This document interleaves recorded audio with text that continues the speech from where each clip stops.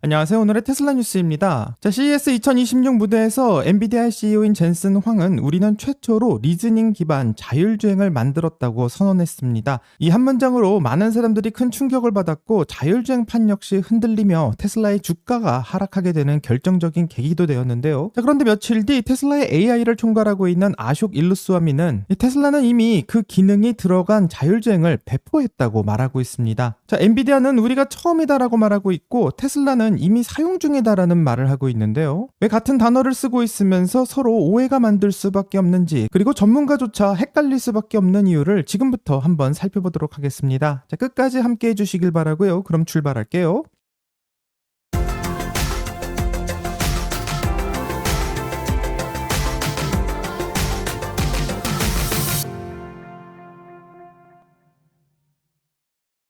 먼저 간단한 뉴스부터 전해드리면 일론 머스크가 이끌고 있는 AI 기업인 xAI가 미국의 미시시피에 미화 200억 달러, 한화로는 27조 원 규모의 AI 데이터 센터 프로젝트를 발표했습니다.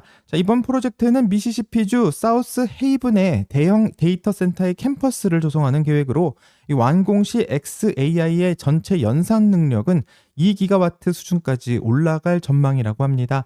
전 세계에서도 손꼽히는 초대형 AI 연산 시설이라고 하는데 이미 확보한 발전소 인근에 위치하고 있으며 테네시주에 있는 기존 xAI 센터들과 함께 하나의 AI 연산 클러스터를 이루게 될 예정입니다. 미시시피주 정부는 이번 투자가 주 역사상 최대 규모의 단일 경제 개발 프로젝트라고 밝히고 있고요. 수백 개의 일자리의 창출은 물론 지역 전체를 AI 인프라 허브로 바꾸게 되는 계기가 될 거라고 평가합니다.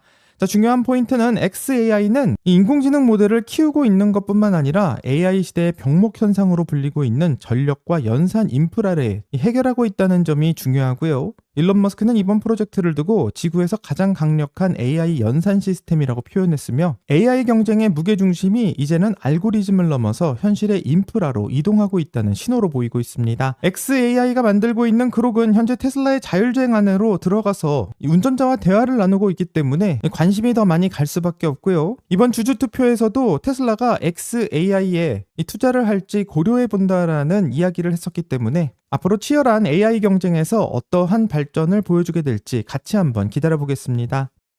다른 소식은 모델 Y 스탠다드 롱레인지가 유럽에 출시했다라는 소식인데요. 이번 모델은 유럽 기준 657km를 달릴 수 있고 100km당 12.7kWh의 소비 전력을 가지고 있으며 지금까지 나온 모델 Y 중 가장 효율적인 버전이라고 합니다. 하지만 이번 발표에서 꼭 챙겨봐야 될 포인트는 바로 가격과 지역에 대한 이야기인데요. 유럽에서 이 모델은 모델 Y 라인업 중 가장 낮은 진입 가격을 보여주고 있고 이 탑기어에서는 이 모델을 두고 이 푸조의 E3008보다 싸고 아우디의 Q4 이트론보다 5,000파운드나 저렴하다고 평가했습니다. 테슬라는 유럽에서 모델 Y를 프리미엄 SUV뿐만 아니라 대중형 전기차 가격대의 기준점으로 다시 가격을 내려놓고 있고 여기서 주목해야 될 것은 유럽뿐만 아니라 캐나다도 같이 한번 봐야 합니다.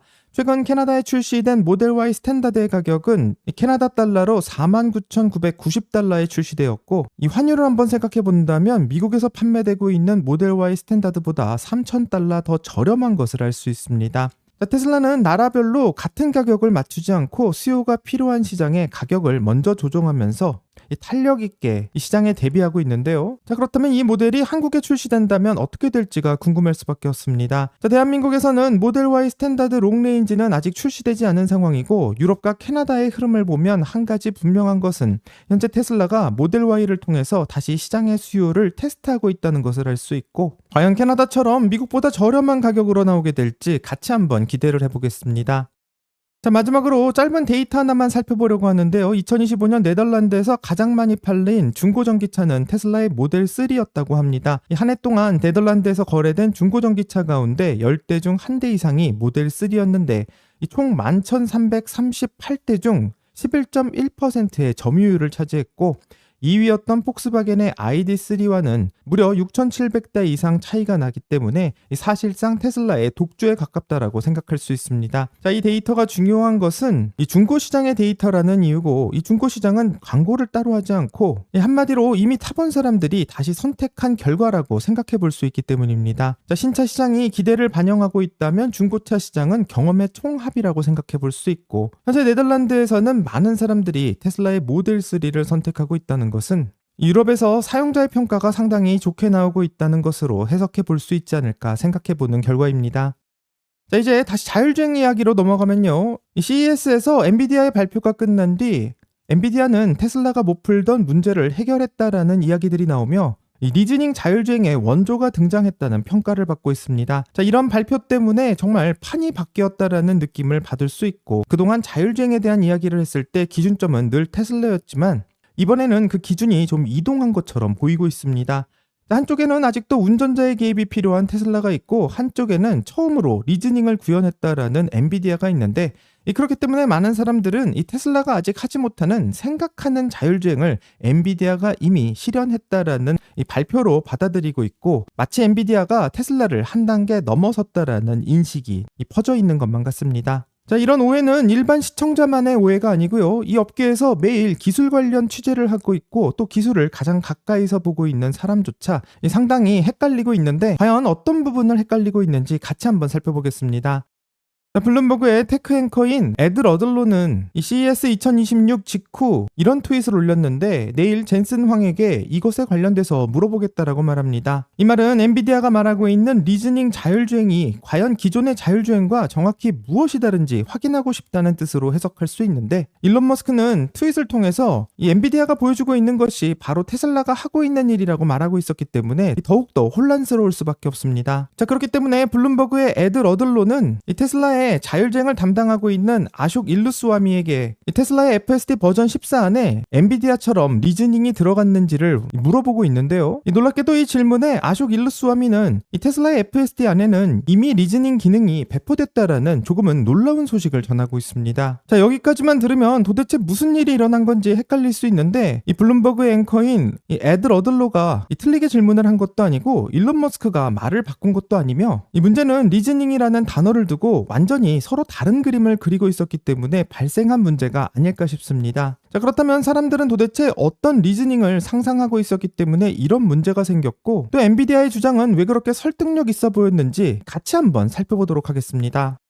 자, 만약 자율주행 안에 이 생각, 리즈닝이 들어간다면 많은 사람들이 훨씬 더 안전한 자율주행이 될 거라고 생각하게 됩니다. 이 리즈닝이 들어간 자율주행은 지금 이 속도로 가도 괜찮은지, 아니면 속도를 조금 줄여야 하는지, 이 차선을 바꾸는 게 나은지 계속 생각해 볼 수밖에 없고요. 이 자율주행 시 나오고 있는 많은 질문들에 대해서 다시 한번 생각해보고 꼼꼼하게 판단을 내리는 것을 담당하고 있습니다. 이 차가 이동하면서는 한순간에 정말 여러 가지의 움직임을 동시에 떠올릴 수밖에 없는데, 그리고 각각의 선택이 앞으로 몇 초 뒤의 상황을 어떻게 만들 수 있을지 결정하게 됩니다. 자, 이런 선택을 하면 급브레이크를 밟게 되는 것은 아닌지, 아니면 저 앞에 있는 사람을 놀라게 만들지는 않을지, 여러 가지에 대한 상황에 대해 정답을 찾고 있다는 것이고, 여기까지가 리즈닝이 자율주행에서 사용되고 있는 기본적인 뼈대라고 할 수 있습니다. 자, 하지만 엔비디아가 말하고 있는 방식은 여기서 한 발 더 나아가고요. 실제로 한 번도 겪어보지 못한 상황에서도 리즈닝을 도입하면 이 문제를 해결할 수 있다고 주장합니다. 자, 이렇게 가면 어떤 일이 생길지, 또 저렇게 가면 훨씬 더 나은 결정이 될지,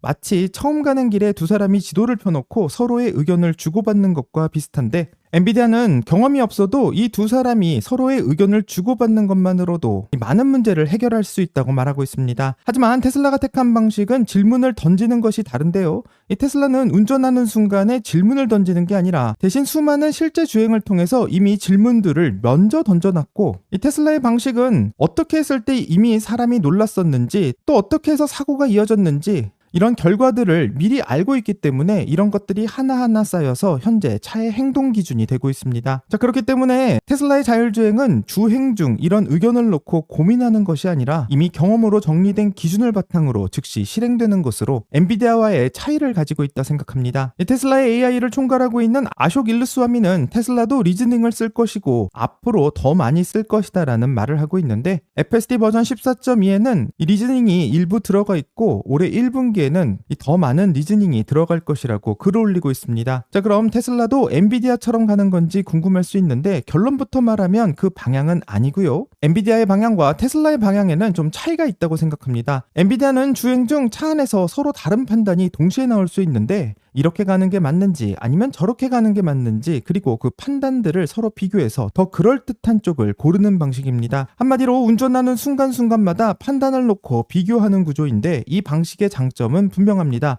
이 복잡한 상황에서 논리적으로 더 설득력 있는 선택을 만든다는 것이고, 이 엔비디아의 이런 이야기를 들으면 굉장히 설득력이 있다 생각할 수 있지만 여기서 한 가지 질문을 던질 수밖에 없습니다.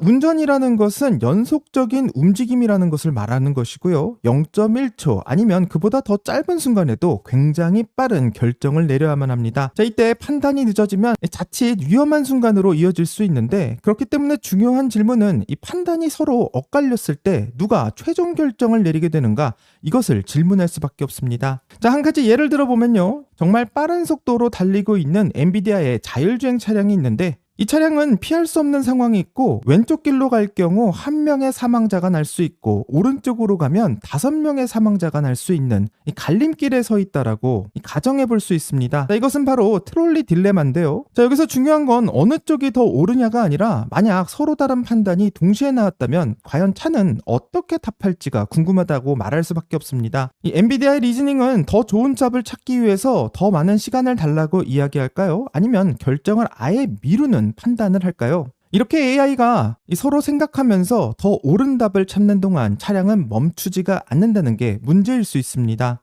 자, 테슬라 쪽을 한번 보게 된다면 테슬라도 리즈닝을 쓰고 있습니다. 하지만 그 위치가 다른데요. 테슬라는 주행 중에 판단을 놓고 토론하지 않고 그 대신 모든 판단을 미리 끝내놓는 방식입니다. 자, 수많은 실제 상황에서 어떤 선택이 위험했었는지, 어떤 선택이 훨씬 더 안전한 결과를 가져왔는지 이 실주행 데이터 속에서 이 많은 상황들을 이미 판단해봤고, 이런 비교와 평가가 이미 모두 학습 단계에서 끝내놓은 상황입니다. 자, 그 결과 하나의 행동 기준으로 압축될 수 있고, 자, 그렇기 때문에 주행 순간 망설임이 적을 수밖에 없습니다. 여기서 아숍 일루스와미가 말하고 있는 앞으로 더 많은 리즈닝을 사용할 거다라는 말은 이 운전 중 더 많이 고민하게 만든다는 뜻이 아니라 이 추론할 수 있는 부분이 더 많은 영역으로 확대될 거다라는 뜻이고, 운전 전에 미리 판단해야 될 일들이 더 많아진다는 의미로 해석할 수 있습니다. 이 테슬라의 리즈닝은 앞으로 늘어나겠지만 운전 중에 생각하는 것은 아니라고 말할 수 있는데요. 이 두 회사는 리즈닝이라는 같은 단어를 쓰고 있지만 이 둘이 생각하고 있는 시간의 축은 완전히 다른 상황이고, 이 차이는 어떤 기술이 맞는지가 아니라 이 두 회사의 철학이 다르다라는 것으로 해석할 수 있습니다. 자, 여기서 한 가지 질문을 할 수 있는 것은 왜 이렇게 엔비디아는 리즈닝이라는 것을 강하게 말할 수밖에 없었을지가 궁금한데, 이 이유는 두 회사가 출발한 위치 자체가 다르기 때문이고, 왜 그렇게 말하고 있는지 지금부터 한번 확인해 보도록 하겠습니다. 자, 엔비디아가 이렇게까지 리즈닝을 강조하고 있는 이유는 이 출발의 조건 차이라고 생각할 수 있는데, 먼저 엔비디아의 현실을 본다면 엔비디아는 직접 차량을 운영하지 않고 있고 이 수십억 킬로미터의 실제 도로 주행 데이터도 없는 상황입니다. 이 대신 시뮬레이션이 중심을 차지하고 있고, 이 말은 자율주행은 마치 처음 가는 길과도 같다고 말할 수 있습니다. 자, 지도는 있지만 완벽하지 않고 실제 위험을 몸으로 겪어본 적도 없는 상황인데, 이 상태에서 엔비디아가 선택할 수 있는 방법은 이 리즈닝 방식을 사용하는 것이 최선이었다고 생각합니다. 자, 이 말은 길을 전혀 모르는 두 사람이 처음 가는 산길에 들어섰을 경우 혼자라면 좀 막막할 수 있지만 둘이 함께라면 서로 의견을 나눌 수 있고, 이쪽이 더 안전해 보이진 않는지 저쪽이 더 위험해 보이진 않는지 서로 상의하면서 조금 더 그럴듯한 방향을 선택해서 나갈 수 있습니다. 자, 이것이 바로 엔비디아가 말하고 있는 이 리즈닝에 가장 가까운 그림이라고 생각하고, 경험이 부족하니 상의를 통해서 이 부족한 경험을 메울 수 있다고 말하고 있습니다. 자, 그렇기 때문에 길을 몰라도 충분히 상의하면 갈 수 있다는 것이 바로 엔비디아의 주장이고, 이 엔비디아의 이런 주장을 듣게 되면 굉장히 설득력 있게 들리기도 합니다. 자, 하지만 굉장히 중요한 점이 하나 있는데요. 바로 이 두 사람 다 이 길을 정확히 모른다라는 사실이고, 이 두 사람 다 이 길에 대해서 전혀 알지 못하는 상황에 서로 상의를 해봐야 이 정확한 정답을 찾지 못할 수도 있습니다. 자, 그렇기 때문에 두 사람의 의견이 갈리는 순간 결정이 훨씬 더 늦어질 수도 있고, 이런 늦어지는 결정은 이 순간의 위험을 초래할 수도 있다고 생각합니다. 자, 이제 테슬라를 한번 보면요. 테슬라는 수십억 킬로미터의 실제 주행 데이터와 실제 사고, 실제 예외, 실제 실패를 이미 겪어놓은 상황이고, 이건 처음 가는 길이 아니라 이미 수없이 지나온 길이며 어디가 위험한지 알고 어디서 문제가 생기는지도 알고 모든 것을 경험으로 알고 있는 상황입니다. 자, 그렇기 때문에 테슬라의 자율주행은 이미 여러 번 길을 다녀온 경험 많은 모험가에 가깝다고 생각하고요.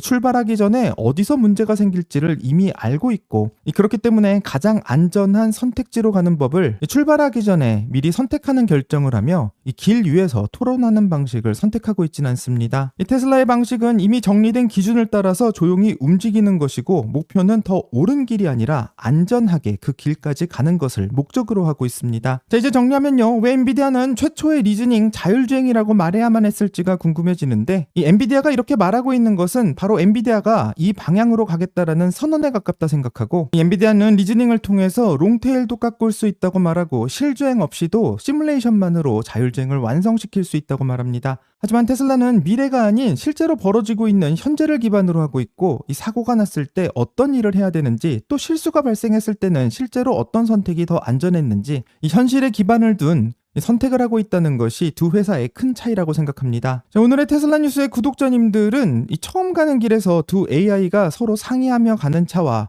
이미 수없이 다녀온 길을 조용히 안내하는 차 중 어떤 차에 자신의 가족을 태울 수 있다고 생각하는지 궁금하고요. 댓글로 의견을 남겨주시면 같이 한번 더 이야기를 나눠보도록 하겠습니다. 여기까지가 오늘의 테슬라 뉴스고요. 오늘 영상이 도움이 되셨다면 구독과 좋아요 그리고 알림 설정 부탁드립니다. 한 주 동안 정말 수고하셨고요. 즐거운 주말 되세요. 감사합니다.